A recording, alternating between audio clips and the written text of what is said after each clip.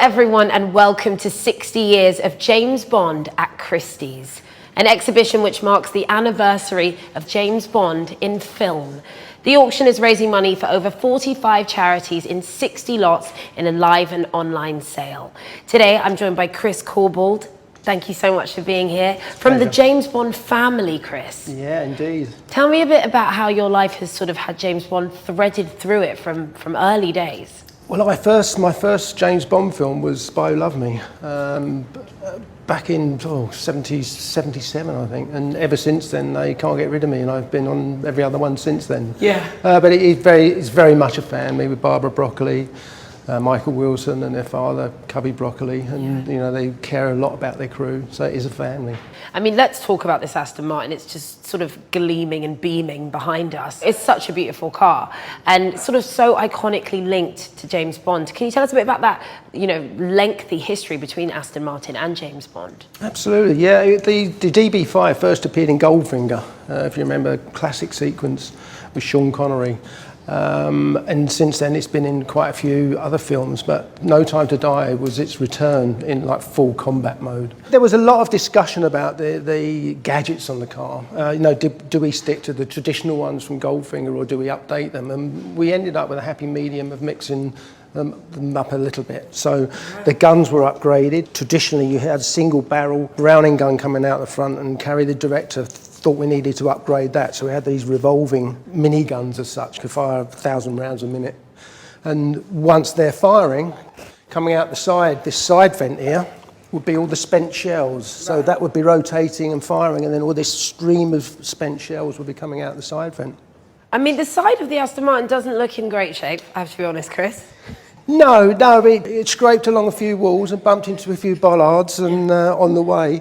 This is actually not real damage. This is a vinyl coating on the top, which we've put the damage on so that we could always put it back to pristine. Well, yes, I suppose with shooting schedule, sometimes you need it to look damaged and then you need it to look good again. Absolutely, yeah. But if you look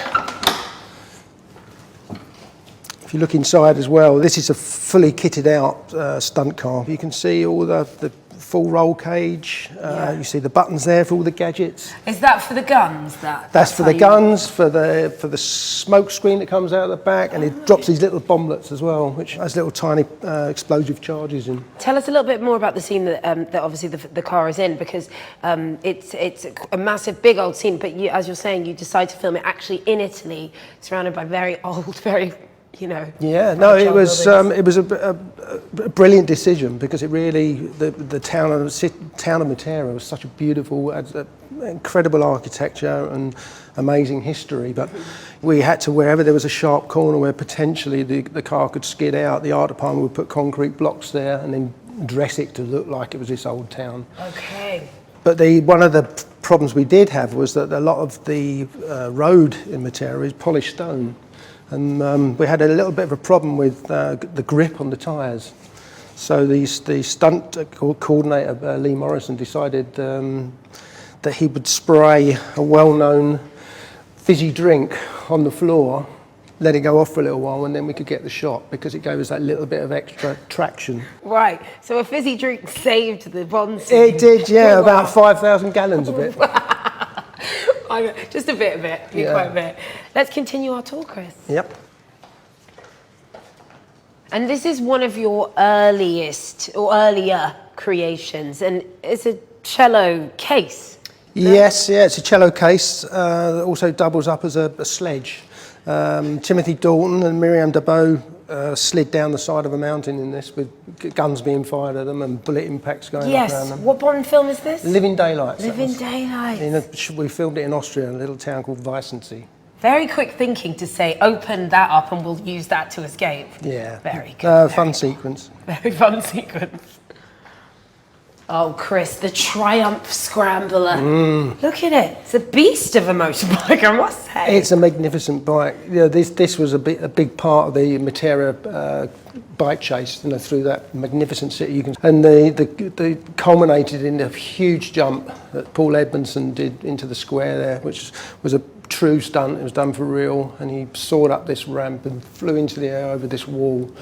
It was a magnificent stunt. Was there ever a talk of Daniel doing that stunt, or was it like, let's let Paul do this one? No, that was definitely a Paul stunt. Just let Paul do Yeah, Daniel rode this and laid it over in a shot. You know, he's a very accomplished bike rider and car driver. Bond will do that to you. Yeah. After a few years. Absolutely. And so, what kind of like adaptations did this bike have for its debut on screen? This was specially built by Triumph for No Time to Die. Lee Morrison, the stunt coordinator, who is a legendary bike rider, and he upgraded the shock absorbers and many other things that I'm sure he'd be better off explaining to you. But it's you know, Triumph really came up with the goods here, and it looks spectacular. It just looks spectacular. I love it. And then, of course, Sean, the first one, the Don. I think probably my favourite. Who's your favourite Bond, Chris? Can we talk about I have a soft spot for Daniel. I did 6 films in all with Daniel Craig, and he's such a professional. He made our work look good. Yeah. You know, he rehearsed with us, spent a lot of time with us. So yes, I love them all. They've all been great. Unfortunately, Daniel's not in the auction, but we have other vehicles. Can you tell us about the other vehicles that are in the auction? We've got other vehicles. You know, James Bond has a relationship with Jaguar Land Rover. In one of the sequences in the film, we've got Land Rover Defenders, the brand new Land Rover Defender, and we also the Range Rover Sport. One of them, quite spectacularly, is driven up the side of a mound and like literally pirouettes over the top of the James Bond in his car, and it was a very, very spectacular stunt. Literally, the car was 20 foot in the air, landing on its roof. Wow. But yes, Jaguar Land Rover, they provided us with 10 Defenders and quite a few Range Rover Sports. And they had roll cages, so they were like full rally cars, so the stunt people could really go to town. Chris, thank you so much for taking us through everything.